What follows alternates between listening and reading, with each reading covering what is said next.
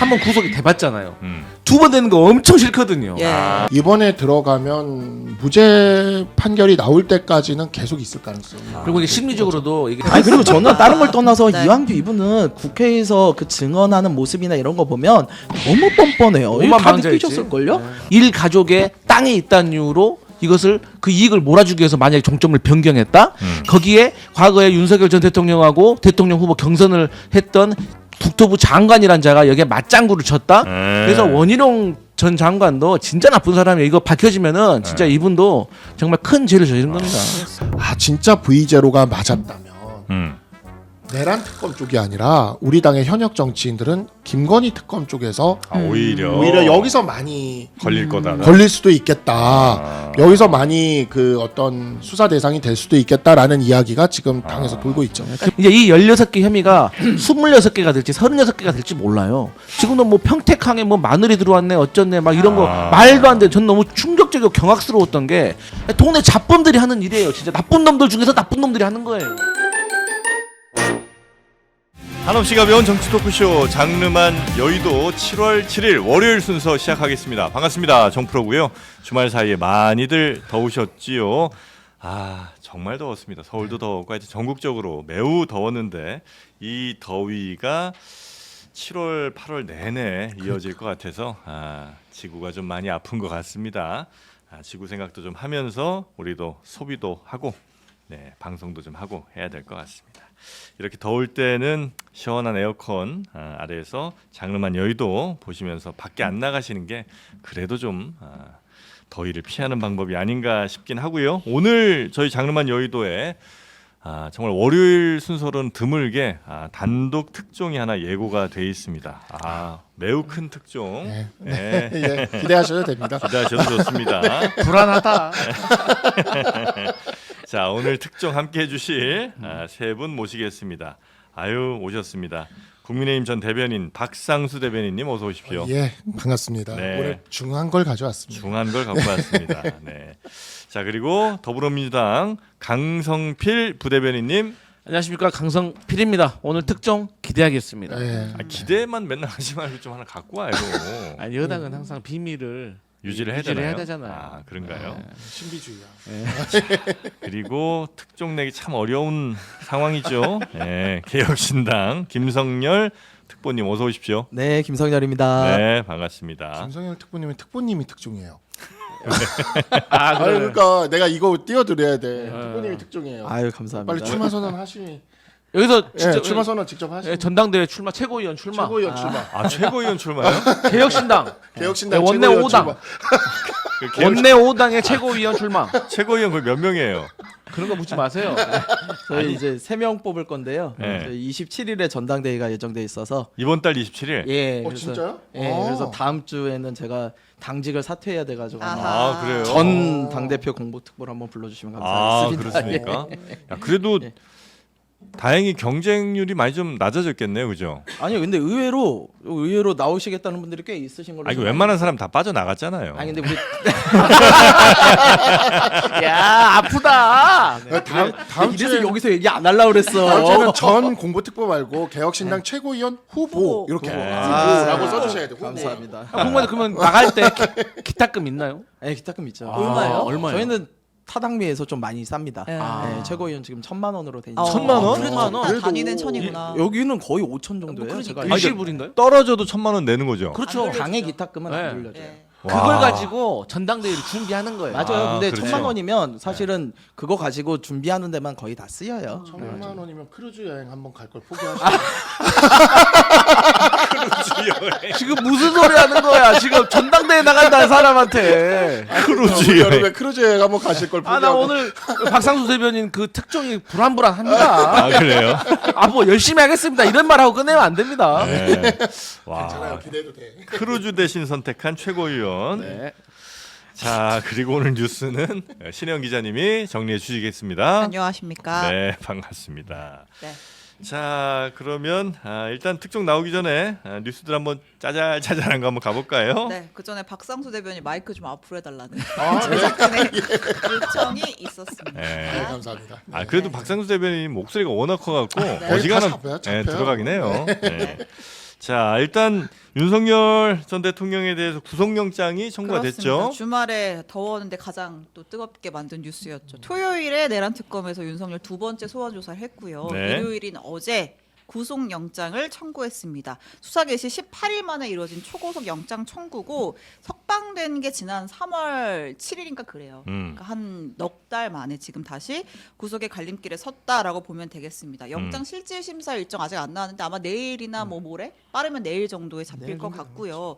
혐의가 굉장히 구체화가 됐어요. 영장에 담긴 혐의들을 보면 직권남용 권리행사 방해, 허위 공문서 작성, 특수 공무집행 방해 등이 있는데 좀 쪼개서 설명을 하면 일단은 뭐 대통령이 국무회의 여는 과정에서 국무위원들 참석시키지 않아서 의결권 심의권 행사를 방해했다라는 네. 것들이 있고 그 다음에 계엄 선포문 뒤늦게 사후에 만들었잖아요. 그거 결재하고 뭐 폐기하는 것도 결재하고 하는데 관여했다. 그래서 허위 공문서 작성이 여기에 이제 포함이 되는 거고요. 네. 그리고 어쨌든 그것도 어쨌든 대통령의 기록물인데 이걸 폐기 지시한 거니까 대통령 기록물법 위반도 해당이 될 수가 있는 것이고 그다음에 비어폰 관련 정보 삭제하도록 한 거, 직권남용 교사 등의 혐의들이 담겨 있습니다. 네.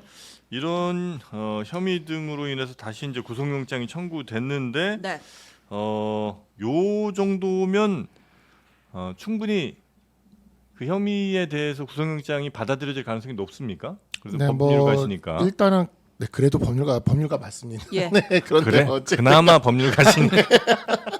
근데 일단은 혐의 네. 자체도 혐의 자체인데 이번에 이제 구속영장 청구서에 굉장히 좀 중요하게 담긴 지점이 대통령 변호인단이 빠지니까 진술이 바뀌었다는 아, 부분들이죠. 네. 아주 대표적인 분이 이제 김성훈 경호처 차장. 네. 네, 가장 그 체포에 있어서 가장 강경하게 대응을 했던 그 김성훈 경호처 차장이 대통령 변호인단이 빠지니까 진술이 바뀌었다라는 내용이 이번에 구속영장 청구서에 들어갔어요. 맞습니다. 그래서 네.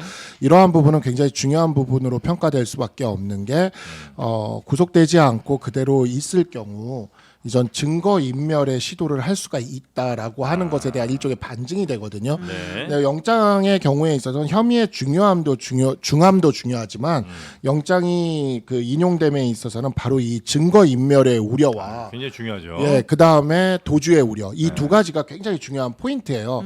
그래서 예전에 이재명 대통령이 그 영장이 기각될 때도 보면은 야당 대표니까 뭐 증거 인멸까지 하겠느냐라는 그런 게 이제 들어가 있었거든요. 그렇게 치면은 이제 이 경우도 영장이 기각이 된다면 비슷한 사유로 전직 대통령이니까 네. 뭐 설마 증거를 인멸하고 도주하겠느냐라고 하는 내용이 나올 수도 있는 건데 그를 저기 증거로서 이제 뒤집기 위해서 김성훈 차장의 진술이 대통령 변호인단이 빠지니까 바뀌었다라고 하는 지점을 이렇게 딱 짚은 거라서 제가 느끼기에는 사실 혐의도 혐의지만 네. 대통령 변호인단 측의 입장에 놓고 본다면 그 부분이 가장 좀 아팠을 것이다. 그러니까 김성훈 차장에 대한 어떤 인간적 배신감도 있겠지만 네. 무엇보다 증거인멸의 부분에 대한 굉장히 그 확실한 증거가 될 수가 있는 거여서 그 부분이 좀 많이 아프고 그 부분에 대한 준비를 집중할 것 같습니다. 네. 변호인이 좀 겹쳤죠. 맞아요. 강희구 실장, 맞아요. 김성원 차장, 네. 윤석열 변호인 등이 사실 다 공통으로 맡고 있으니까 예. 같이 들어가가지고 어떻게 보면 공범일 수도 있는 건데 어떻게 진술 하나를 좀 지켜봤던 거잖아요. 네. 그러니까 보통 우리가 이 이제 뭐 공직선거법 같은 거 보면은 사실 어떤 증거보다도 진술에 의해서 많이 이제 증명을 하잖아요. 공직선거법이요? 네, 공직선거법. 정치권에서는 가장 많은 게 공직선거법이니까. 네. 근데 이게 밝혀내기가 가장 애매한 부분이거든요. 근데 이제 이럴 때 보통 변호사들이 뭐라고 조언을 하냐면 공범, 그러니까 본인 포함해가지고 공범 3명 되잖아요. 3명이 넘잖아요. 네. 그럼 사실대로 다 가서 말하라 그래요. 왜냐하면 이게 입맞추기가 어렵습니다. 뭐 재수의 딜레마가 있는데 지금 윤석열 전 대통령이 김성훈을 너무 믿었던 거예요. 그러니까 이 사람 너무 믿었기 때문에 변호사를 입회 변호사를 해놓고 입회 변호사를 오후에 빼버린 거예요. 그러니까 김성훈 같은 경우는 윤석열 전 대통령이야 뭐 하나 추가되더라도 뭐 사형이나 무기징역이가 똑같지만 본인은 이거 빠지면은 무죄가 될 수도 있는 거기 그렇죠. 때문에 맞아요. 상황이 다른 거야. 네. 그리고 더 중요한 것은 내란 특검에서 말씀하셨지만 최명상 변호사라고 이 사람이 강희구, 윤석열, 김성훈 예. 다 같이 하고 있잖아요. 맞아요. 보통 우리 박상수 변호사 잘 아시겠지만 이런 식으로 절대 변호사 선임 안 합니다. 형식적으로라도 다 로펌을 따로따로 써가지고 다 알고 있지만서도 그래도 형식적으로라도 밖으로는 이게 변호사를 다 분리를 시키는데 아예 그냥 변호인 똑같아 버리니까 이렇게 한다는 거는 다급했다는 거고 이건 변호인이자 감시인일 수 있으니까. 그것보다도 네. 이 세명석 변호사 같은 경우는 제 생각에는 감시하려고 하는 목적보다 이 사람이 세 명의 입장을 모두 다 알고 있는 거니까 네. 진술 조서를 받을 때 그만큼 대응이 되는 거예요. 네. 그러니까 그저 감시만 하기 위해서 변호사를 쓰면 우리가 속된 말로 입회 변호사라고 해가지고 그냥 뭐 한 명 들어가가지고 있어가지고 적고 네. 특이사항 있을 때마다 나와가지고 전화하라고 하지 않습니까? 근데 이제 최명성 변호사 같은 경우는 이 세 명의 시나리오를 다 알고 있기 때문에 그 상황에 맞게 대응할 수 있으니까 어쩔 수 없이 이 사람을 넣을 수밖에 없었다. 그래서 결론적으로 이제 법조인들은 이 상황 보면 다 알고 있겠지만 완전히 윤석열 전 대통령은 궁지에 지금 몰렸다. 그리고 결론적으로 아니 하급자들을 보통은 이제 형식적으로라도 다 내 잘못입니다. 나한테 뭐 책임지겠습니다. 이런 식으로 하거든요. 그런 차원에서 제가 뭐 묵비권 행사하겠습니다. 이렇게 보통 했는데 상급자들이. 예. 예. 그런데 이분은 제가 잘못했어요. 제가 지금 거짓말 치는 거예요. 이런 식으로 해버리니까 그 조은석 특검팀에서는 야, 이 사람은 정말 이 보스로서도 자질이 없다. 이런 사람들은 나중에 유죄 판결 받아도 인정 안 할 사람이다. 예. 빨리 집어넣어야 된다. 이제 이런 네. 거죠. 자, 저희 방송은 늘 그 우리 지금 댓글에도 많이 올라옵니다만 그 마이크 소리에 대한 불만들이 참 많습니다. 예. 저희가 모르는 바가 아니에요. 네. 예. 그런데 이제 저희도 매출이 좀 올라가면 마이크 바꿀 예정이거든요. 네. 근데 지금 조치해 주세요. 홈쇼핑, 아니, 저희 그 쇼핑몰에서는 사지도 않으면서 마이크 바꿔달라고 하는 거는 여러분도 좀 정상은 아닌 겁니다. 이 마이크 브랜드가 좋은 마이크인데. 이게 예. 근데 이제 이게 지향성이 강해. 조금만 아. 벗어나면 소리가 안 들려요. 네. 예, 요건 이제 가수들 쓸 때 써면 좋은데, 예, 근데 JTBC 어디 있던 갖고 왔나 봐.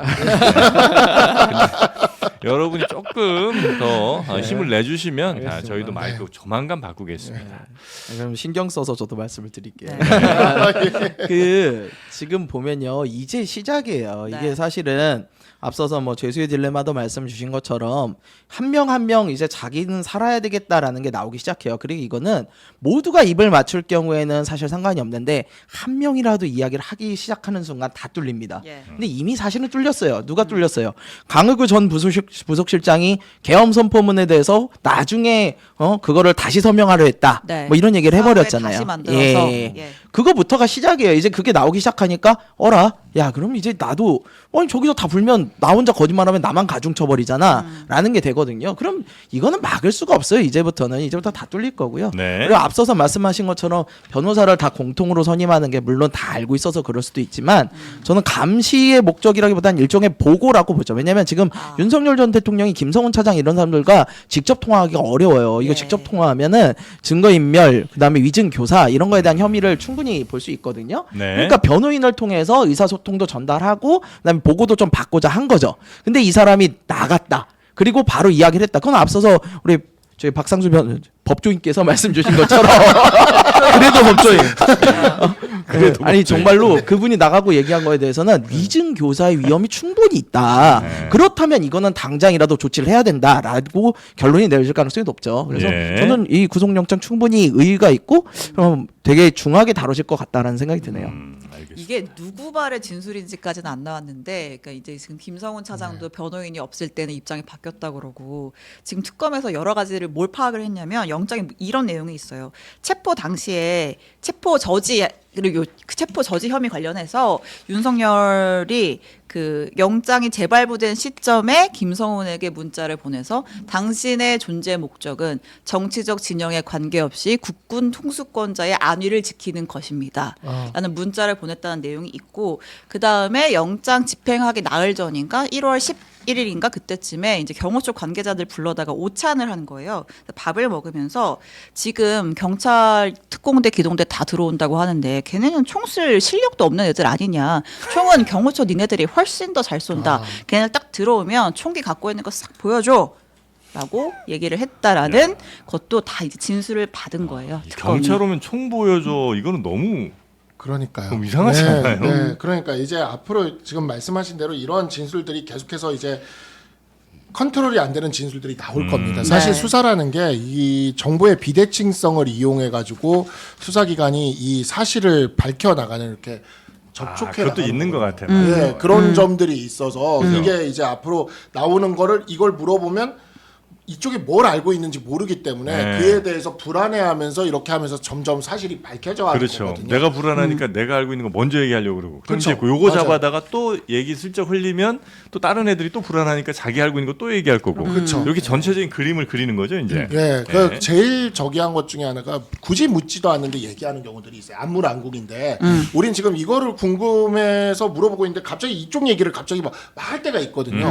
그러면 그거는 이제 뭔가 여기에서 자기가 숨기고 싶은 게 있는 거고 이런 것들을 이제 그러니까 그런 것들을 잡아가는 거죠. 사실 네. 변호사들은 방어의 입장에 서 있기 때문에 그러한 부분들에 있어서 충분히 그런 예상 질문들을 생각해서 이러한 것들을 잘 방어해내는 게 변호사의 역할인데 현재 지금 대통령 변호인단 측의 모습은 제가 느끼기에는 크게 효율적인 변론을 하고 있는 것 같아요. 그리고 약간 그 김성훈이 그 변호인 빠지니까 다른 짓을 하더라? 이것도 좀 그런 차원이 좀 있는 것 같아. 그렇죠. 예. 그러니까 그래서 그렇죠. 이제 흔드는 거죠. 다른 네. 사람들이 야 우리 변호인 없을 때 진짜 딴소리 뭐 한 거 같은데 불안불안하게 만드는 거 아니에요? 맞아요. 그렇게 해서 흔드는 거죠. 그걸 그죠. 굳이 서면에 넣어서 이제 다 이제 주변에 뭐 다 내가 얘기 안 하면은 나만 독박 쓰는 거 아니야라는 생각을 들게 만드는 거죠. 맞아요. 우리 영화 보면 그러잖아요. 갑자기 검사가 밖에 있는 사람한테 야 몇 분인한테 전화해 그래가지고 예. 전화하면 아 정말 말했어? 잠깐만 기다리세요 하고 나가버리잖아요. 그러면 5분 동안 두근두근하면서 아 뭐 성렬이가 말했을까? 아 어떡하지? 내가 더 먼저 말했어. 이렇게 되는 거잖아요. 네. 사실 영화 그 많이 보셨다. 예. 근데 그런 것도 일종의 수사 기법일 네, 수도 기법은 있다. 네. 방법이에요. 예. 네. 하여튼 조은석 특검 스타일 굉장히 시원시원한 것 같아요. 아, 그러니까 뭐 예, 바로 좋은- 그냥 핵심 피의자 불러다가 조사 쫙 하고. 그렇죠. 네. 그리고 요번에 이제 구속영장 청구를 하면서 또 하나 되게 중요한 포인트가 외환죄를 빼버렸습니다. 예, 아, 이제 그거 이게 이제 물어봐야지. 왜 네. 외환죄를 뺀 거냐면 우리가 지금 그렇게 하지 않음으로 인해서 김용현 장관 같은 경우에 석방돼서 나올 뻔했잖아요. 그러니까 이게 재판 1심 재판까지 6개월 안에 못하면 그냥 또 석방해서 내보내야 되는 게 네네네. 되거든요. 그래서 지금 이 외환죄를 뺀 걸 제가 보면서 아 조은석 특검이 독하구나라고 생각을 든 게 외환죄는 지금 수사가 미진했을 수도 있어요. 그렇긴 네, 하지만 네. 6개월 뒤에 왜냐면 이게 1심 재판까지 6개월이 안 끝날 수가 있습니다. 이 사건은 워낙 방대한 사건이라 그러면 6개월 뒤에 다시 석방이 되려고 할 타이밍에 외환죄로 구속영장을 또 칠 겁니다. 일종의 쪼개기 같은 살라미. 거죠. 얘기죠. 예. 예. 그래서 이제 그거를 이제 전에 우리 부실장님께서 그 부분에 네. 있어서 부대변인이시죠. 이제 네. 부대변인님께서 그 점에 있어서 이제 검찰이 하지 않았다. 김용현 저기 수사할 때 하지 않았다라고 네. 하면서 그랬었는데 그런 거 하지 말라는 게 민주당의 검찰 개혁이거든요. 그렇죠. 네, 그런 거 하지 말라는 게. 그러니까 쪼개기 그런 거 하지 말라는 게. 이번 이제 개혁신당 최고위원으로 출마 예정자인 김성렬 전 공보특보가 네. 계속해서 여기서 외환에 대해서 우리가 다뤄야 된다라고 얘기를 주장을 주장을 하고 했죠. 제가 거기에 대해서 또 강력하게 맞장구를 쳐줬잖아요. 네. 근데 저는 조은석 특검이 확실히 머리가 좋고 실효성 있는 수사를 하는 것 같아요. 왜? 이거는 본인들이 지금 수사하지 않아도 각종 언론사의 탐사 보도팀이 거의 70% 정도를 밝혀낸 정도. 외환 관련해서는 외환 관련해서. 그러니까 제가 저번 주에 들은 얘기인데 이 사람들이 무인기를 보내잖아요. 네. 그럼 보통에 전기 모터 달린 걸 보낸다는 거예요. 조용해야 되니까. 아, 그렇겠죠. 우리 차량도 전기차하고 휘발유차하고 경유차하고 소리가 다르잖아요. 네, 네. 근데 막 휘발유로 보낸다는 거예요. 시끄럽게 예, 시끄럽게. 그리고 걸리고 나니까 좋아하고. 아. 박수 치고. 예, 그러니까 나 보통 좀 우리가 봐줘. 김정은한테 걸렸으면은 바로 징계를 해야 되잖아요. 너 생각이 있어 없어? 그럼 이거 무인기를 보낸 건데 안 들키라고 그렇지. 보낸 건데요. 근데 걸리고 나니까 경력금을 주잖아요. 300만 원. 박수 쳤대잖아요. 박수 치고. 그러니까 이런 것들을 이미 탐사 보도팀에서 많이 이걸 이렇게 밝혀냈고 또 그 전에 이미 100대 정도를 엄청 전에 사전에 수량을 다 맞춰가지고 준비를 해놨다는 거예요. 계속 보내려고. 그래가지고 드론 작전 사령부가 23년 9월에 창설됐는데 네. 그때 이제 그게 국방과학연구소에서 가지고 있다가 드론 사령부가 창설되니까 바로 넘겼다는 거예요. 네네. 그래가지고 얘네들이 이제 이거 보냈다는 것이기 때문에 이게 전부터 모의를 하고 있었다는 것을 이미 언론들이 많이 밝혀내고 있으니까 네. 조은석 특검은 이거저거 다 해놓고 마지막에 취재 거의 다 되면 와서 다시 확인하면 되는 수준이다. 네. 그런데도 불구하고 외환죄를 뺀 거는 그만큼 확실한 것만 일단 다루겠다는 거죠. 네. 만약에 그걸 사적으로 집어넣었다가 야 이건 아직 혐의가 좀 안 됐는데 라고 하고 반려하면 안 되니까 그만큼 확실하게 하겠다는 뜻으로 보여요. 네. 그 윤석열 전 대통령에 대한 그 영장 실질 심사가 일정이 잡힌 모양이죠. 그렇습니다. 네. 모레네요.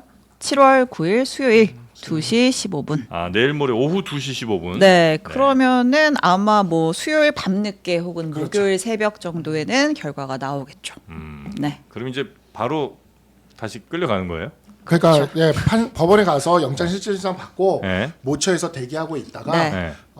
예전에 이재명 대통령처럼 석방이 되면 바로 풀려나요. 자꾸 네. 이재명 대통령이 이러는 거야 이 사람아. 아 그때 석방 나오실 때 되게 인상적이었어가지고 제가 네. 여기 석방이 되는 거고 인용이 되면 네, 그 자리에서 바로?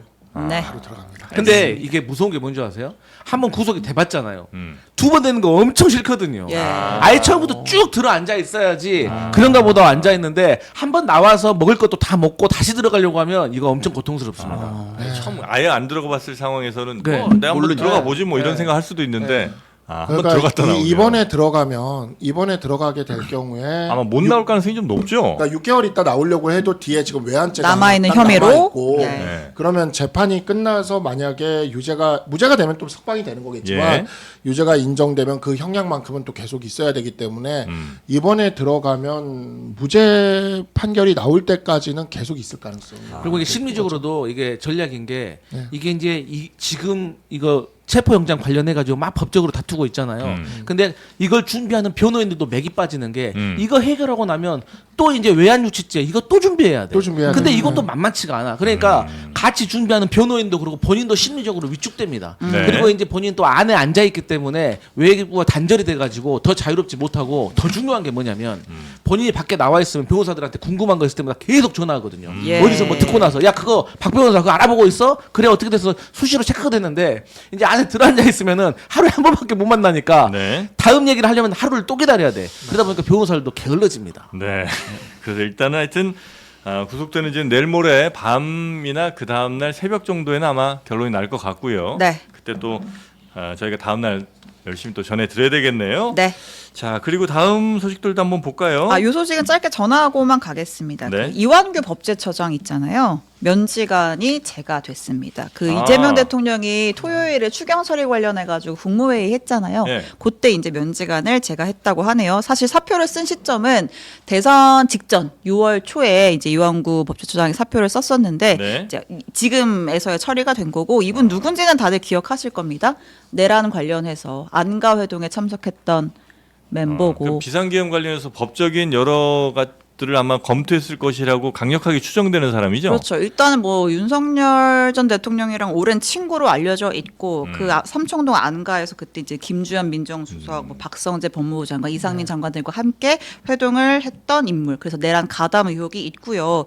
더더욱 우리를 놀라게 했던 건 한덕수 전 총리가 이분을 헌법재판관 후보자로 지명을 해서 네네네. 대사단이 나지 않았습니까? 네. 이재명 대통령이 대통령 취임하자마자 바로 이제 지명 철회했던 그분 면직 처리가 됐다는 소식입니다. 이 사람 이분도 어떻게 거기에 추천을 헌법재판관으로 만들어가지고 지키려고 했던 거예요. 이 사람도 많은 비밀을 알고 있기 때문에 신분적으로 지키려고 했던 것처럼 보인 것이고 원래 법제처장이요. 이 대통령한테 있어서는 쉽게 말해서 고문 변호사 역할을 공식적으로 해주는 겁니다. 본인의 조직을 이용해서. 그러니까 우리 단체장들 보면은 자문 변호사, 고문 변호사를 고용할 그 임명 네네네. 하거든요. 구위가 상당히 중요한 이유가 뭐냐면 어떤 법적인 정책을 추진을 할 때 이 예. 반대 세력에 부딪히잖아요. 그럼 제일 좋은 것이 법적으로 전문 변호사들이 법적 의견을 내 가지고 그걸 가지고 돌파해 나가는 건데 이 법제처장이 쉽게 말해서 대통령의 공식적인 전문 변호사이기 때문에 이재명 대통령도 앞으로 본인이 추진한 정책에 있어서 이 법제처를 통해 가지고 이게 법적으로 무슨 충돌이 있는 건지 어떤 법정 통일성에 무슨 문제가 있는 건지를 본인도 확인을 해야 되기 때문에 이 자리를 이완규한테 맡겨놓을 수 없고 공석으로 놔둘 수가 없는 겁니다. 그래서 빨리 새로운 임명 그 법제처장을 임명해서 네. 본인의 어떤 정책을 수립하는데도 이제 중요한 역할을 해야 되기 때문에. 법제처라는 게 그러니까 이제 뭐 대통령실이든 아니면 행정부 같은 데서 뭔가 시행령 같은 거 일을 하는 할 때 이게 법에 충돌되냐 아니면 네. 이 법정리. 법이 이렇게 네. 해석하는 게 맞냐 이런 거 그렇죠. 따져주는 데잖아요. 네, 맞아요. 법률 자문 같은 거 네, 해주고. 맞아요. 네. 근데 우리 당의 입장에서는 이제 이완규 법제처장이라고 이야기를 하면 결국 우리 당의 입장에서 지난 대선 때 그 묘했던 한덕수 띄우기가 당연히 떠오를 수밖에 없어요. 그렇습니다. 근데 이제 한덕수 총리를 이렇게 띄우기를 하는 과정에서 그 띄우기에 근거가 됐던 게 두 개가 있었는데 하나가 트럼프 대통령이랑 통화를 했다라는 지점이었고 또 하나가 바로 이것이었는데 헌법재판관 보수헌법재판관 2명을 임명한다와 관련된 것이었는데 그래서 이 부분들이 아마 이 보수헌법재판관을 임명하는 과정에서의 이완규 변호사죠. 이제 이한규 변호사가 들어가게 된 케이스와 그 다음에 이제 그 우리 당에서 있었던 그 과정들, 새벽에 있었던 그런 과정들,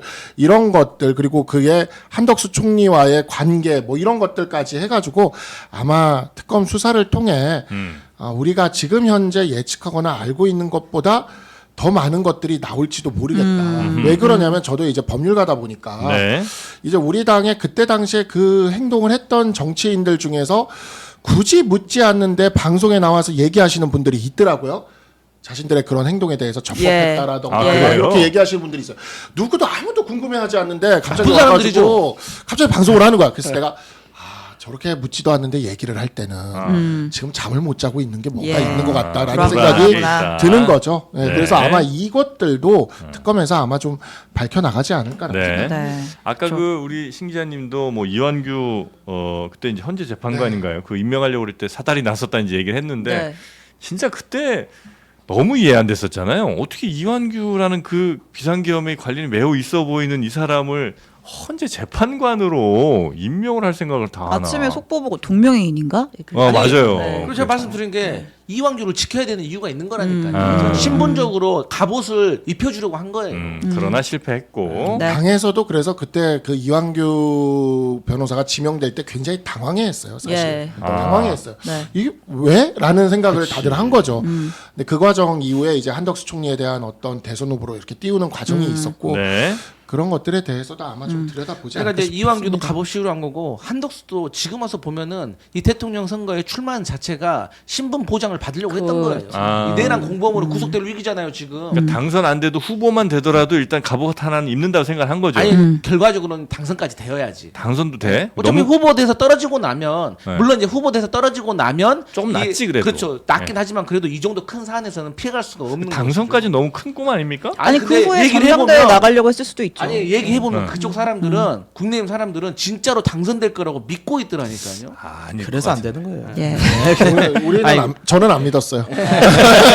제가 당시에도 우리 박상수 변호사한테도 제가 말씀드렸지만 네. 몇몇 방송국에서 이 한덕수를 띄우기 위해서 말씀하셨던 트럼프와의 통화를 가지고 그리고 그 외에 두 가지 더 아이템을 한 세 가지 아이템으로 한덕수 아이템을 만들어서 방송을 했거든요. 네. 근데 그때마다 시청률이 갑자기 곤두박질했다는 거예요.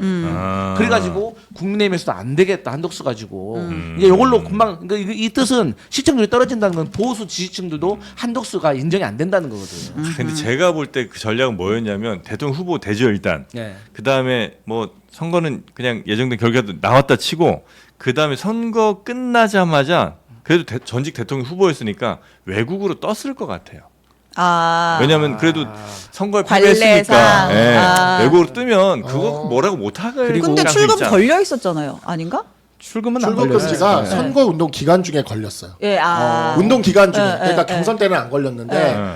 예, 그래가지고 끝나고 선거 나서 운동 기간 대선 후보 중에 떨어지고 출국 나서. 금지가 걸렸어요. 예. 떨어지고 나서. 후보가 돼 있었으면 출금 걸기도 어려워요. 어려워요. 그건 쉽지 아. 않죠. 예, 쉽지 그리고 않죠. 제가 볼때 사실은 그 작전이었다. 어. 야당의 후보가 돼 있으면요 네. 나중에 끝나고 나서 수사 들어가기도요 부담돼. 이거 정치 보복이냐 그 이런 프레임을 그렇게 걸어버리면 만들 수 있죠. 쉽지 예. 않아요. 그래서 그러니까. 말씀하신 것처럼 이완규도 그렇고 한덕수도 그렇고 공직을 자신의 그 안위를 위해 가지고 쓰려고 그랬던 그런 의심들이 좀 있는 근데 거고요. 뭐 CCTV 보니까 다 걸려 버렸는데. 아니 그리고 저는 다른 걸 떠나서 네. 이완규 이분은 국회에서 그 증언하는 모습이나 이런 거 보면 너무 뻔뻔해요. 오만 다 방자했지. 느끼셨을걸요? 막 4명 갔었냐 그랬더니 내가 언제 4명만 갔다 그랬냐 막 이런 식의 얘기를 하는데 아이 정말 말도 안 되고 저는 너무 뻔뻔한 분이다라는 생각이 좀 들어요. 예. 참고로 그 이제 윤석열 영장에 적시된 여러 가지 혐의 중에 허위 공문서 작성 있잖아요. 사후 선포문 관련해서 한덕수 전 총리는 공범으로 적시가 됐습니다. 네. 네. 자 그리고 김건희 특검도 한번 가볼까요? 네, 김건희 특검도 속도를 내고 있습니다. 이제 지난주에 현판식 하고 3부 토건 압수수색 들어갔잖아요. 강제해서 들어갔고 그다음에 3부에 이어서 지금 또 하나 열심히 보는 게 양평 고속도로 노선 변경 의혹에 대해서 네. 본격적으로 수사를 하고 있는 것 같아요. 그러니까 3부 토건도 진짜 큰 문제인데 만약에 양평도 뭐 물론 이제 조건 거는 게 좀 비겁할 수는 있겠습니다만 만약에 이거 진짜 유죄 뭐 이렇게 사실로 드러나면 권력을 그러니까 국민이 권력을- 부여한 권력을 그렇죠. 자신의 사익을 위해서 그냥 고속도로 돌려버린 거 아니에요. 그렇습니다. 이거는 진짜 엄청 큰 죄 아닌가. 그러니까 김건희가 저지른 죄 중에서 네. 크게 세 가지가 나쁜 것 중에 정말 나쁘다고 평가되는 건데 네. 그 중에 첫 번째가 말씀하신 양평 고속도로. 이것은 그냥 국민들이 불편하기 때문에 그것을 국가 예산 몇 조를 투입을 해가지고 이것을 장기적으로 건설을 하려고 했던 것이고, 이 절차가 그냥 간단한 절차가 아니에요. 예비 타당성 조사, 환경 영향 평가 해가지고 국민의힘에서 그렇게 이렇게 높이 평가하는 KDI에서 2년 동안 용역을 해가지고 내놓은 결과란 말이에요. 근데 이것을 일가족의 땅에 있다는 이유로 이것을 그 이익을 몰아주기 위해서 만약에 종점을 변경했다. 거기에 과거에 윤석열 전 대통령하고 대통령 후보 경선을 했던 국토부 장관이란 자가 여기에 맞장구를 쳤다. 일타 강사였잖아요. 이거. 그러니까 일타강사라고 하면 그러다가 나중에 논란 커지고 말이 앞뒤가 안 맞고 그때 또 자료를 변경된 자료를 민주당에서 제출해봐라. 네. 그러니까 어떤 근거로 이렇게 변경했냐라고 하니까 자료가 없다고 했잖아요. 근데 당시에 또 내부자가 이거 자료를 폐기했다라고 진술이 나왔어요. 그러니까 복잡해지니까 아예 안 해. 야 너희들 그렇게 의심하니까 그냥 다음 정부터 해. 이렇게 해가지고 그 수많은 국민들의 불편을 해소하기 위해 만들려고 했던 그 고속도로를 백지화 시켜버린 거 아닙니까? 거기에 끝나서 우크라이나 뭐 앞으로 얘기하겠지만 그래서 원희룡 전 장관도 진짜 나쁜 사람이에요. 이거 밝혀지면은 진짜 이분도 정말 큰 죄를 저지른 겁니다. 뭐 당내에서 V1, V0 뭐 이런 풍문들이 돌았었는데 과연 진짜 V0였는지에 대한 그런 것들이 아마 이 김건희 특검을 통해서 세상에 좀 나올 것 같아요. 네. 저희는 이제 당내가 조금 술렁거렸던 것 중에 하나는 이제 뭐였냐면 김성교 의원 같은 경우에 그러니까 어제 이 출국 금지가 됐는데 네. 그보다 이틀 전에 자신의 SNS에 뭐 5명의 경기도 지역의 우리 당 의원들과 사진을 찍으면서 자신을 경기도당 위원장으로 출마하는 밀어달라. 것에 대해 동의해 줬다라고 하면서 우리 당의 5명의 우리 당 의원들과 그중에 오늘 사퇴한 안철수 혁신위원장도 같이 사진 찍었어요. 김성교 경기도당 위원장을 지지합니다. 요 팻말 들고 물론 의원들끼리 그것은 이제 품앗이로 할 수 있는 거긴 하지만 근데 어쨌든 간에 이틀 전까지 경기도당 위원장 나간다고 그러고 네. 있을 때였거든요. 근데 이틀 뒤에 출국 금지가 된 거예요. 그리고 또 하나 이제 이게 뭐냐면 이 3특검 수사와 관련돼서 우리 당 현역 의원이 출국 금지 등의 수사 대상이 된 첫 케이스입니다. 그렇죠. 첫 케이스예요. 그리고 그 첫 케이스가 다들 내란 특검에서 나올 거라고 생각을 했는데 양평에서 나왔고. 여기서 나온 거예요. 이분이 양평 군수 출신이죠. 맞아요. 김선교 의원이. 네, 삼선 군수하고 그다음에 네. 국회의원으로 이제 하신 케이스라서 네. 그 지역에서는 굉장히 그 지역 기반이 탄탄하고 한 번 그 국회의원직을 한번 상실했죠. 그랬는데 다시 공천을 뭐 받은 때문에 근데 상실했어요? 좋은 일로 당시에 됐겠어요. 네. 좋은 일로 됐겠어요. 네. 상실이니까. 네, 뭐 검은 돈 받고 뭐 그랬겠죠. 제가 맞죠? 뭐 자세한 것까지 맞죠? 네. 그렇고 어쨌든 간에 그래서 그랬다가 다시 공천을 받은 거예요. 여기가 이제 예전에 그 안철수 계열의 이태규 의원인가요? 아, 맞아요. 예, 이태규 네. 의원이랑 여기서 이제 경선으로 붙어가지고 근데 워낙 지역 기반이 탄탄하니까 김성교 의원 같은 경우에 그 지역 기반을 기반으로 해가지고 공천에서도 경선에서도 돼서 공천이 됐고 지금도 이제 그래서 국회의원 되고 경기도당 위원장까지 하시겠다고 했는데 여기서 들은 거죠. 그래서 지금 나오는 이야기가 진짜 V0가 맞았다면 내란 특검 쪽이 아니라 우리 당의 현역 정치인들은 김건희 특검 쪽에서 오히려 여기서 많이 걸릴 거다. 걸릴 수도 있겠다. 여기서 많이 그 어떤 수사 대상이 될 수도 있겠다라는 이야기가 지금 당에서 돌고 있죠. 김성교 의원은 과거에 불법 후원금을 모금한 혐의로 이제 회계 책임자가 또 찾았어요 또? 예, 확실히 알려줘야 돼. 확실히 알려줘야 돼. 아니, 또 굳이 그렇게 김성규 의원님 같은 경우는 사실은 거기 단순히 군수 출신이 아니고 공무원부터 시작했어요. 예. 군에서 예. 지방의 공무원으로 시작한다는 건 거기에 일가도 있다는 거고 거기에서 계속 한다는 거거든요. 그래서 이분이 양평에서 가지고 있는 위상이라는 게 굉장히 커요. 그래서 사실은 저는 이게 터졌을 때 과연 이거를 3선 군수 하다가 이제 더 이상 못 해가지고 국회의원 하신 분이 몰랐을까라는 생각을 좀 했는데 사실 아까 앞서서 강성필 위원님 말씀 주셨습니다만 지금 이 사안은요 단순히 뭐 이렇게 작은 뇌물건이 아니에요. 국민의 혈세를 갖다가 어마어마한 혈세를 그것도 고속도로 종점을 자기 맘대로 바꾼다? 이거 굉장히 심각한 일이죠. 근데 이것뿐만이 아니라 우리 도이치 특검도요. 도이치모터스 문제도 아니 자본시장에서 제일 심각한 문제가 뭡니까? 주가 조작이에요. 이거는 나라의 경제를 뒤흔들 수 있는 일이라고요. 거기다가 디올백 문제 그건 또 뭐예요? 고위 공무원이 뇌물 받은 거란 말이에요. 근데 이런 것들을 권력의 힘으로 다 눌러놨던 거 아닙니까? 그냥 다 눌러놨다 이제야 터진다고요. 근데 그게 누를 수가 없는 일들이었어요. 그러니까 이제 나오면은 앞서 말씀 주신 것처럼 이제 쭉쭉쭉쭉 관련자들 소환될 거거든요. 네. 그럼 국민들이 뭐 어쩌시려고 그러실지 모르겠어요.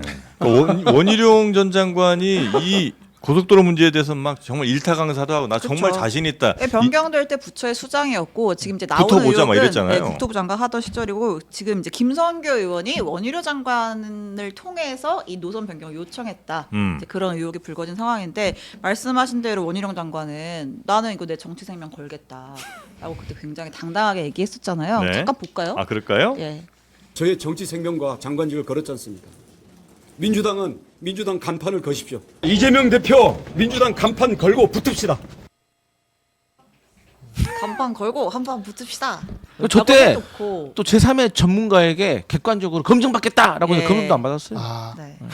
그리고 네. 나서 돈을 받았을 수도 논란되니까 있지. 근데 결과를 못 낼 수도 있지. 어떻게 그런가? 보면 그때 이제 전면 백지화 했잖아요. 네. 미리 발을 뺀 거죠. 빼려고 했을 수도 있을 것 같아요. 이렇게 논란이 맞아요. 되면 다음 네. 정권에서 저는- 하든지 해라라고 하면서 이제 백지화를 근데 선언했는데 어쨌든 본인이 정치 생명을 건다고는 했지만 본인의 의사와 상관없이 걸리게 됐어요 지금. 그래가지고 수사 잘 받으시고 그러시면 될 것 네. 같아요. 예.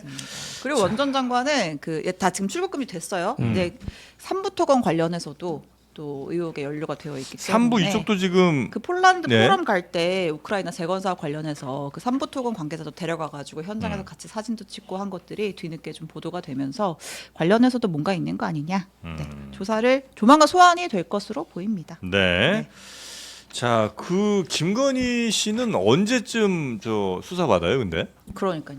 그러니까. 그러니까 약간 좀 특검마다 스타일이 다른데 뭐 예를 들면 내란 특검, 조은석 특검 같은 경우는 핵심 관계자들과 정점에 있는 윤석열을 동시에 불러다가 와르르 수사를 하는 스타일인 것 같다면 네. 지금 김건희 특검은 일단 관계자들 먼저 차근차근 해서 밑에서부터 좀 타고 올라가는 듯한 느낌이 듭니다. 워낙 의혹이 많기도 하고요. 네. 그러니까 이제 김건희 씨 같은 경우는 뭐 특별히 본인 불러가지고 물어볼 것도 없어요. 그냥 말씀하셨던 것처럼 하부 공본부터 해서 쫙 모아가지고 그 관련 지수를 강제 수사권 동원하고 다 받은 다음에 마지막에 그냥 확인만 하면 돼요. 뭐 그때 뭐 7조 매매 하셨죠? 뭐 예 했는데요. 근데 그게요 하려면 아 됐습니다. 조용하세요. 그리고 또 다음 거 물어보고 그래서 마지막 그냥 기소 딱 하면 끝나는 겁니다. 근데 다만 이제 이 16개 혐의가 26개가 될지 36개가 될지 몰라요. 지금도 뭐 평택항에 뭐 마늘이 들어왔네 어쩌네 막 이런 거 말도 안 돼. 전 너무 충격적이고 경악스러웠던 게 정말로 만약에 그러한 것들이 사실로 드러난다? 이거는 진짜 이 뭐 동네 진짜 뭐 자범들도 그런 행동은 안 할 겁니다 정말. 그거는 지금 언론들이 많이 취재하고 있는 것 같은데 네. 어디까지 갈지를 모르겠어요. 그 얘기 스토리를 보면 얘기가 너무 커갖고 과연 이게 진짜 아무리 대통령의 뭐 와이프라 하더라도 이거 할 수 있는 일인가? 아니 사실 스케일이 큰 게 아니라 그냥 한국 동네 두 개 잡범들이에요. 그렇지 않아요. 솔직히 네. 우리가 이해할 수 있는 수준의 네. 어떤 범죄들이 있잖아요. 정치인들이 한다고 하면 뭐 예를 들어서 네. 뭐 불법 검은 돈을 받았다거나 아니면 뭐 대가성으로 뭐를 뭐 민원을 처리해 줬다거나 그런 아니면 뭐 거겠지. 공천 주고 뭐 돈 이것은 그동안 역대에 있어 왔고 나쁜 짓이지만 네. 그래도 좀 상상할 수가 있는데 아니 무슨 평택항이라든지 이런 것들 참아 동네 잡범들이 하는 일이에요. 진짜 나쁜 놈들 중에서 나쁜 놈들이 하는 거예요. 네. 뭐 이 얘기가 나왔으니까 저도 그냥 한 말씀 이거 지나가려다가 그냥 한 말씀만 더 하면은 네. 이 과정에서 지금 뭐 자신의 어찌 보면 정권 초다 보니까 네. 자신을 이렇게 좀 내세우려고 하면서 과장을 하는 사람들이 나올 수가 있어요. 그러니까 그런 사람들이 나오는 것에 대해서 좀 걸러서 봐야 될 필요가 있고 그런 측면에 있어서 뭐 7명짜리 수사팀을 5명으로 축소했다고 폭파시켰다라고 얘기한다라던가 이런 식의 이야기들을 하는 것에 대해서는 좀 걸러서 이해를 해야 된다. 그래서 관련된 사안에 있어서 현재 법적 대응이나 이런 것들이 진행건 되는 것들도 있으니까 네. 차분하게 검찰 수사를 좀 지켜보면서 저도 이 부분에 있어서 정말 의문투성이거든요. 왜냐하면 저는 이제 정치에 들어온 지가 얼마 안 됐기 때문에 뭐 들어와서 보니까 여당으로 영입 인재로 들어왔는데 보니까 바로 내리막길을 타면서 바로 그냥 본인 얘기하시는 거예요? 네, 그러니까 그렇게 돼가지고 이렇기 때문에 사실 정확하게 이 면모들에 대해서 정확히는 몰라요. 이후의 이야기들은 제가 이제 들어와서 듣는 이야기가 있지만 다만 당에 들어와서 보니까 V1이랑 V1 말고 V0도 있다더라. V0가 진짜라더라. 이런 말들은 늘 당에서 이렇게 돌던 이야기였거든요. 근데 그게 진짜인지 아닌지는 우리가 모르고 있었던 예. 사람들도 많은 거죠. 네. 근데 이런 것들이 지금 하나하나 밝혀지고 있는 거니까 그 과정에서 중간에 자기를 너무 내세워가지고 어떻게 한번 이 기회에 이름 알리고 눈에 들어볼까 하는 사람들의 이야기에 너무 현혹돼서는 안 된다. 특검이 지금 굉장히 빠르고 정석대로 수사를 하고 있는 것 같아요. 제가 볼 때 아주 정석대로 수사를 하고 있어요. 그래서 네. 이 수사 결과는 조금 신뢰하면서 우리가 가져가서 봐도 되지 그러니까 않을까 저 말도 생각합니다. 지금 확정된 건 아니지만 그래서 제가 전제를 다는 게 만약에 이게 진짜라면 정말 잡범들이 하는 진짜 이 잡죄다 이런 거고 잡죄.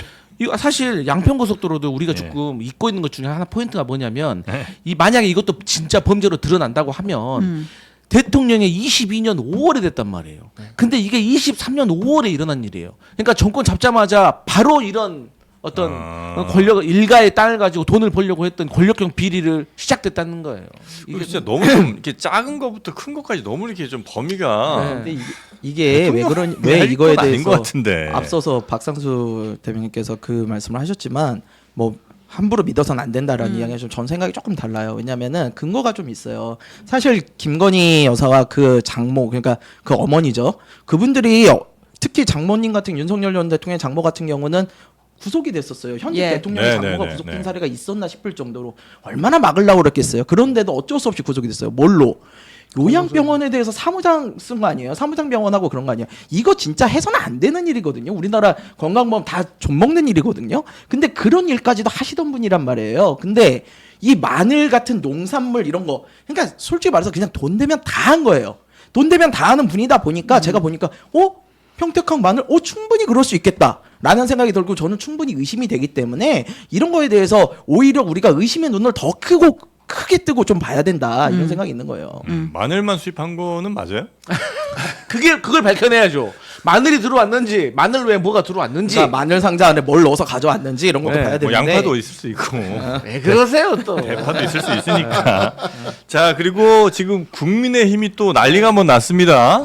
깜짝 놀라 버렸습니다. 이제 특종 나옵니다, 여러분. 나옵니다. 네. 지난주에 네. 그 이제 6월 말에 김용태 비대위원장 임기 끝나고 송원석 대행 체제로 가면서 혁신위원장 도대체 누가 할 거냐 할 사람이 없다 이 일령난이었는데 안철수 위원장이 내정됐다는 보도 나왔고 약간 뜬금없었죠, 그것도. 그래서 뭐야 당대표 나오는 거 아니었어? 그랬는데 또 막상 맞겠다고 했잖아요. 그게 뭐야? 근데 닷새 만인 오늘 전격 혁신위원장 사퇴를 선언하고 전당대회 출마하겠다고 좀 전에 기자회견했어요. 그러니까 당 대표나 해보겠다. 네, 혁신위원장 내려놓겠다. 안 한다. 당대표 출마를 하겠다. 혁신위원장은 근데 이제 회견에서 뭐라 그랬냐면 네. 안철수 의원이 그러니까 지금 합의되지 않은 날치기 혁신위원회를 거부한다라고 합의되지 않은 날치기 혁신위원회? 네. 그건 뭐예요? 그러니까 본인이 혁신위원장인데 날치기 혁신위원회라는 게 뭔지 이제 좀 들어볼 건데 아. 뭐라 그랬냐면 안 의원이 내가 혁신위의 문을 열기도 전에 거대한 벽에 부딪혔다라고 하면서 최소한의 인적 청산을 해야 된다라는 판단을 가지고 비대위랑 협의를 했대요. 네. 이 두 사람만은 인적 청산해야 된다라고 했는데 음. 비대위에서 받아들이지 않은 거예요. 이 두 명은 진짜 우리가 날려야만 이게 진짜 혁신이고 쇄신이야라고 얘기를 했는데 거기에 대해서 비대위에서 비토가 있었다라는 거죠. 그러니까 안철수가 날리고 싶은 사람 2명 있었는데 네. 그 둘을 비대위원장이 그건 못하겠다 이렇게 한 거예요? 그렇죠. 근데 그 두 사람이 누군지 실명은 밝히지 않았어요. 그러니까 안철수 생각에는 반드시 사라져야 될 사람 네. 두 사람. 네. 누굽니까? 아직까지 어떤 언론에도 나오지 않은 그 네. 두 사람의 이름을 네. 저는 그 아니 두 아니 사람이 지금 아닌데? 그 두 사람 그 아니에요. 두 사람 아니에요? 제가 다른 두 사람이에요. 다른 두 사람. 다른 두 사람? 아이고 참. 뭐가 다른 사람 누가 있는데? 아이고 참. 네. 근데 이 두 명은 네. 이 두 명은 사실은 예측이 참 가능해요. 힘 빠지네, 저 왜냐면은 보세요. 지금 거기서 좀만 기다려. 기자분들이 네. 그 얘기를 하잖아요. 그 이 두 명이 누구냐라고 물어봤더니 네. 그러면 지금 현직 뭐 정책위의장이나 뭐 이런 사람들 얘기하는 거냐 그랬더니 그건 아니래요. 네. 네. 그건 아닌데도 꼭 잘라야 될 두 사람만 뽑는다면 누구겠어요. 저는 K로 시작하는 두 분일 거라고 거의 확신을 하거든요. 싼 K. 저도 그렇게 생각합니다. 예, 누가 네. 봐도 그 얘기를 한 거예요. 그러니까 네. 그분들에 대해서 그러면은 인적 쇄신이라는 걸 어떻게 할 거냐. 제가 보기엔 그분들 다선이시잖아요. 그러면 네. 다음번 불출마 정도는 아마 그렇죠. 얘기를 했을 거란 말이에요. 안 의원이 안철수 안철수 위원장이 생각하기엔 정말 최소한의 조치였을 거예요. 근데 그거조차도 못 받겠다 한다면 저 같아도 혁신위원장 때려치죠. 이거 뭐하러 합니까? 혁신이 안 되는데 아마 그렇게 했을 가능성이 높다고 봐요. 알겠습니다. 자, 그러면 특정 내용 좀 한번 얘기해 주세요. 네네. 그러니까 이게 그 오늘 아침에 갑자기 뉴스가 지금 이렇게 나왔는데 네. 사실은 제가 혁신위원으로 들어가겠다고 하시는 분들과 연락을 하면서 혁신위원으로 내정됐다라는 것도 알고 있었어요. 네. 근데 오늘 아침에 혁신위원 명단이 발표되는데 그 두 분의 이름이 빠진 거죠. 없어요. 없는 거죠. 네. 그리고 굉장히 좀 이제 생소하게 이름이 이제 구성이 되어 있었는데 바로 그 혁신위원 명단이 발표되자마자 안철수 혁신위원장이 바로 사퇴한다고 하지 않았습니까? 예. 그래서 그 두 분 중에 한 분과 오늘 방금 대기실에서 지금 통화를 했습니다. 어허. 예.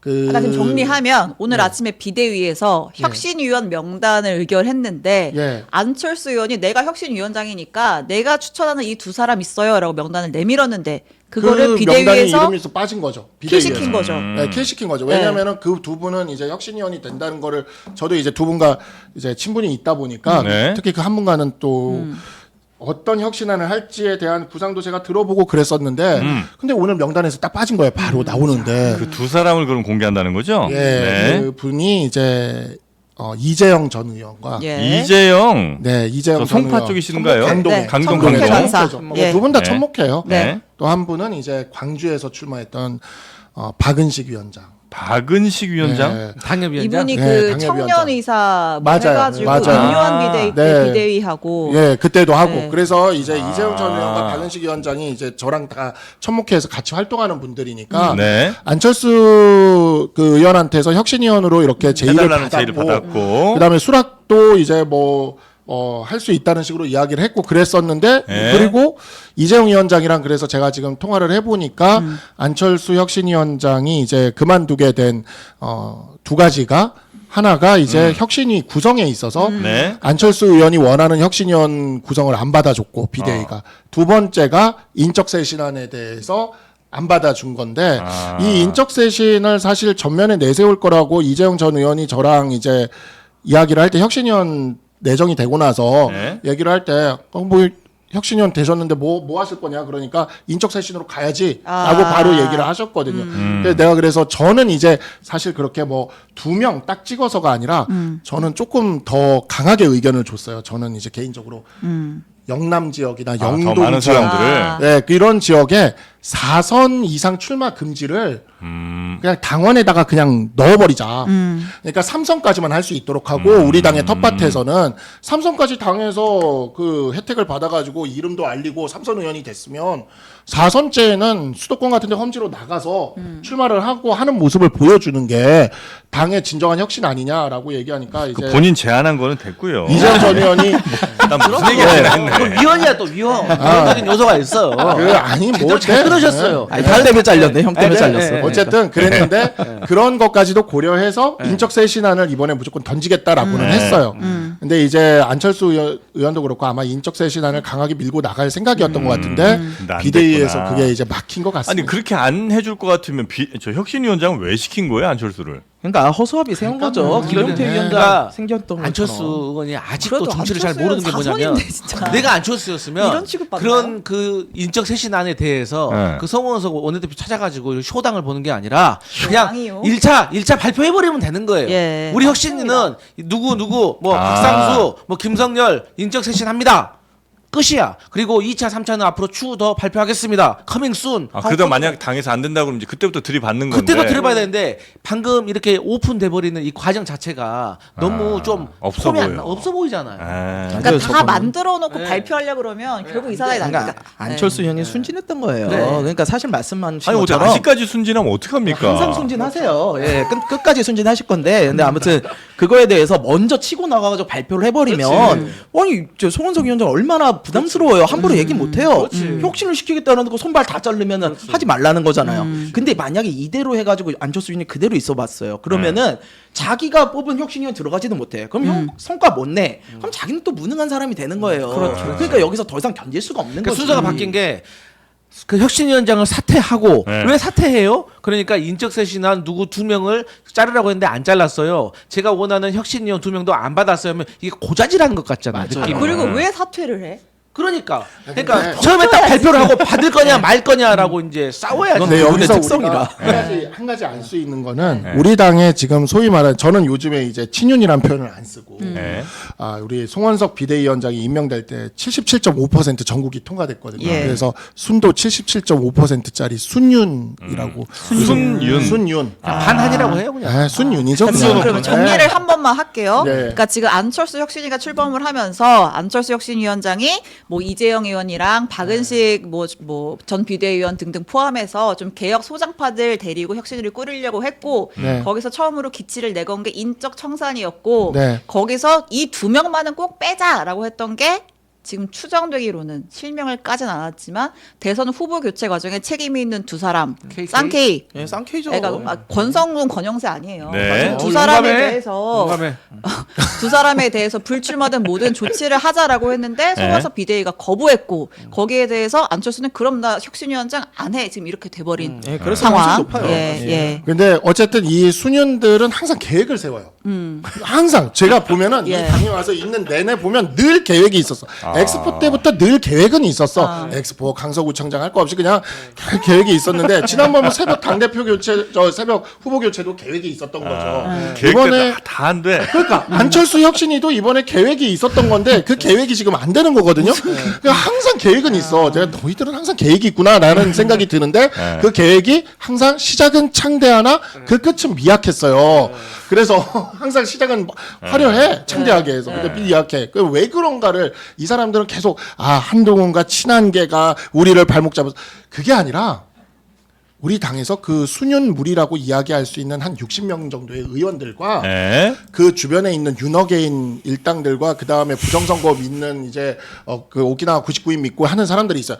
이 사람들을 우리 당에서 개파 초월 다 싫어해요. 진짜 다 싫어해요. 정말 왜 그러냐면 아니 이 사람들이 윤석열 대통령과 김건희 여사 있을 때 그 안에서 호가호위하면서 당에서 했던 행동들이나 이런 것들을 알고 있기 때문에 의원에서는 다수를 아직은 장악하고 있어요. 한 60명 네. 정도. 그러니까 의원총회를 기반으로 우리 당은 되게 재밌는 게 당론이 다 의원총회에서 만들어지거든요. 네. 그럼 얘네들이 다 동의해가지고 만들어 보면 다 당론이 돼버리는 거야. 그리고 당론과 반대되는 얘기 저 같은 사람들 밖에 나가서 얘기하면 뭐 해당행위라고 그러고 막 그러거든요. 근데 자기들끼리 만들어서 그런 식으로 해왔던 게 있기 때문에 네. 솔직히 다 싫어하는 거예요. 그래서 이번에 안철수 의원을 혁신위원장으로 임명하고 혁신위원회 친한 게 안 묻은 사람들로 구성해서 넣어놓으면 네. 한동훈 대표랑도 좀 싸우면서 이렇게 할 계획이었겠죠. 근데 제일 먼저 그런 사람들 넣어놔봐야 제일 먼저 자기들 인적 쇄신부터 하라고 딱 요구하고 네, 나와버리니까 네, 네, 네. 그러니까 여기서 이렇게 근데 가게 되는 사실 거죠. 제가 말건 죄송한데 혁신이 자체가 필요가 없었어요.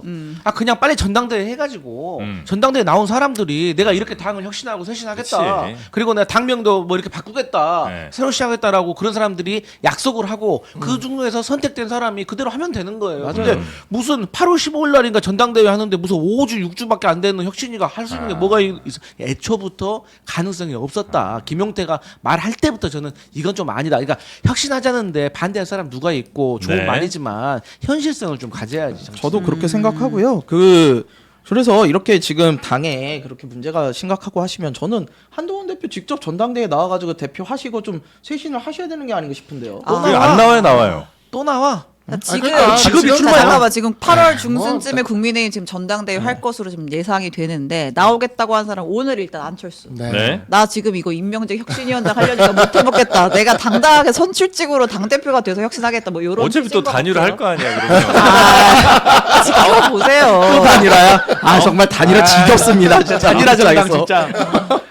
아무튼 그랬죠. 일단 안철수 그다음에 나오고. 그다음에 조경태 의원이 지금 출마하겠다라는 네, 거잖아요. 네, 근데 네. 조경태 의원은 뭐 누가 뭐래도 친한 게의 뭐 어른 중에 하나인데 조경태 의원이 나오면 한동훈 의원은 안 나오는 한동훈 대표는 안 나오는 거 아닌가 이런 좀 생각도 둘이 들고. 대부 경선 하려나?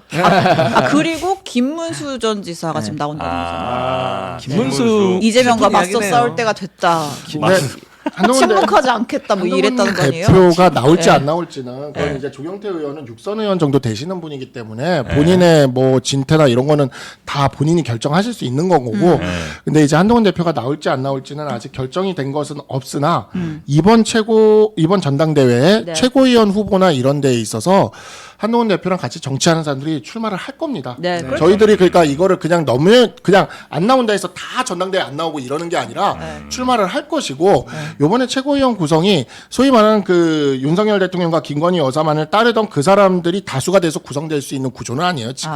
박상수 나와요? 저는 안 나갑니다. 예. 네.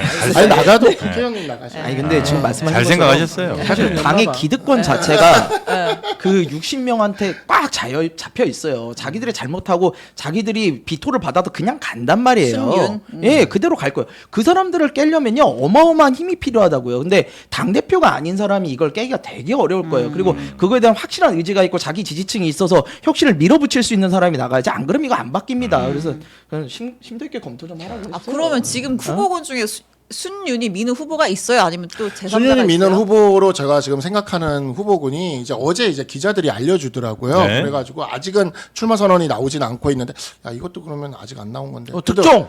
근데 제가 들은 얘기는 들어보내 특정 판단. 빨리 얘기해 답답하니까. 그래서 얘기는 장동혁 의원이 출마할 수도 있다라는 말이 돌고 있어요 저도 현재. 어제 들었어요. 네, 있습니다. 장동혁 네, 의원. 있어요. 네. 근데 그래서 그러면 이게 소위 말하는 순윤을 지지하는 이 표들이 대부분 김문수 후보 쪽으로 갈 거라고들 생각했는데 장동혁 의원이 나오면 표가 좀 갈릴 수도 있겠구나라는 게 이제 지금 보이는 거죠. 근데 웃긴 게 만약에 한동훈 전 대표 출마하고 장동혁 출마하면은 재밌겠다. 보여줘야지. 한동훈이 키운 장동혁 아니에요? 근데 장동혁 만약에 대표가 되면 그 원내대표 송원석 장동혁 체제로 가는 거예요?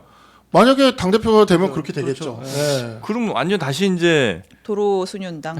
순윤으로 가네 당은. 근데 지금 우리 당의 분위기가 그렇지만은 않아요. 당원들 기준으로 내려가면 그러니까 의원총회 기준으로 보면은 걔네 그 순윤들이 다수로 보이지만 예. 당원들 기준으로 내려가면 김문수 후보 지지자도 완전히 그쪽이라고 보긴 힘들고 근데 뭐가 우리는 말할 문제냐면 것도 없고 친윤은 항상 계획이 잘못되고 친한은 예상이 빗나가더라고. 그러니까 우리 박상수 변호사님이 또 뭐 그렇게는 안 될 겁니다. 이렇게 뭐 우리가 이렇게 할 겁니다 하는데 제가 봤을 때는 장동혁, 송원석 그 조로 갈 것 같은 느낌이 강하게 듭니다. 그래요? 그러니까 나경원이다 나경원. 아, 잊고 있던 우리. 조합이 또안 나경원 좋네. 의원도 나올 수도 있죠. 예, 나올 수 있어요. 나올 수도 있죠. 알겠습니다. 자, 하여튼 국민의힘 얘기는 요 정도 하고 지금 추경 얘기도 좀 해야 되는데 짧게만 요건 좀 전해주시고 넘어갈까요? 네. 토요일 국무회의를 통해서 31조 8천억 원 규모의 추경이 이제 의결이 됐습니다. 네. 그래서 이 대통령이 신속한 집행을 강조했어요. 국민의 삶에 마중물이 될 수 있게 한 9월까지인가 우리 한 85%는 이거 다 빨리빨리 씁시다라고 네. 얘기를 했고 그 제일 관심을 모았던 전 국민 소비 쿠폰 있잖아요. 네. 오는 21일부터 이제 신청을 통해서 받게 됩니다. 네. 전 국민이 기본적으로 15만 원을 받게 되고 네. 뭐 지역별로 소득별로 좀 차이가 있지만 최대한 55만 원까지 받을 수 있어요. 근데 네. 부산 시민은 안 받아도 된다고 누가 얘기했다면서? 그래서 지금 그 얘기를 하려고요. 네. 박수영 의원이 부산 시민은 25만 원, 그러니까 처음에 25만 원 얘기가 있어서 한 것 같은데 25만 원 필요 없다 이렇게 얘기를 해서 많은 부산 시민들의 나는 필요하다. 네. 네가 뭔데? 로부터 욕을 먹었습니다. 그러니까 박수영 의원이 네. 순윤의 대표 주자시죠. 네. 이분이 이제 한덕수 총리 추대하는 국회의원 54명을 끌고 네. 저희도 지금 그 54명의 명단이 매우 궁금하거든요. 네. 항상 궁금해요. 그래서 저희들 이제 보수 쪽 방송이 있으면 박수영 의원만 등장하면 54명 명단 깔아. 이게 계속 나와요. 이 54명 네. 최대 60명 이 사람들이 정말 그래 뭐 이렇게 안 받겠다는 사람도 있으면 네. 뭐 추경 좀 덜 들어서 좋긴 할 것 아유 같은데. 안 되죠. 진짜 안 아니, 돼요. 필요한 국민들은 받으셔야죠. 예. 근데 본인이 근데 안 받겠다고 한다고 안 받을 수 있는 건 아니잖아요, 또. 신청을 안 하면 돼요. 안 받으면 돼요. 아니 그러니까 그 박수영 의원이. 의원이 안 받겠다고 부산 시민들이 다 안 받을 수 있는 건 아니잖아요. 당연히 아니죠. 예. 그러니까 저희도 평론할 때 저 처음에 초창기에는 모든 국민이라고 말했는데 언제부턴가 모든 국민이라고 하지 말아라. 그래서 많은 국민이라고 하거든요. 근데 무슨 본인이 부산 시민을 다 대표하는 것도 아닌데. 순윤이셔서 차라리 많은 순윤이셔서 네. 예. 하여튼 박수영 의원이 그래서 부산 시민들한테 엄청 지금 욕 먹고 있다. 네. 예. 근데 물러서지 않더라고요. 이분도 한 번 가면 갈 때까지 가잖아요. 그 뭐래요? 페이스북 제가 봤는데 댓글에 막 난리가 난 거예요. 네가 뭔데 내 돈 못 받게 하냐 했는데 뭐 이렇게 굽히지 않고 뭐 이제 그 근데 지금 베네수엘라 요즘 얘기 막 또 새로 올리셨죠. 베네수엘라. 부산에서 국민의힘에 대해서 엄청나게 반감이 커졌습니다. 아. 이 해수부도 지금 갑자기 뭐 한 다음에 해수부 오라고 했죠. 산업은행 먼저 이전한 다음에 뭐 해수부를 하라거나 막 이런 말 해가지고 이게 부산 지역에서 완전 수건 사업이었는데 네. 완전 그 국민의힘 해당 구의원들 엄청 빈축 사고 있죠. 네. 그러니까 저는 그래요. 이게 지금 추경이라는 건요. 본 예산이 없을 때 본 예산에서 잡히지 않았을 때 추가로 하는 거잖아요. 근데 사실 지난 연말에 우리 예산을 통과시킬 때 그 문제가 좀 있었어 가지고 제대로 된 예산을 통과를 못 시켰어요. 그러다 보니까 이번에 추경은 어쩔 수는 없는 이야기예요. 근데 처음부터 추계를 잘해 가지고 다음부터는 추경이나 이런 게 없도록 해야 돼요.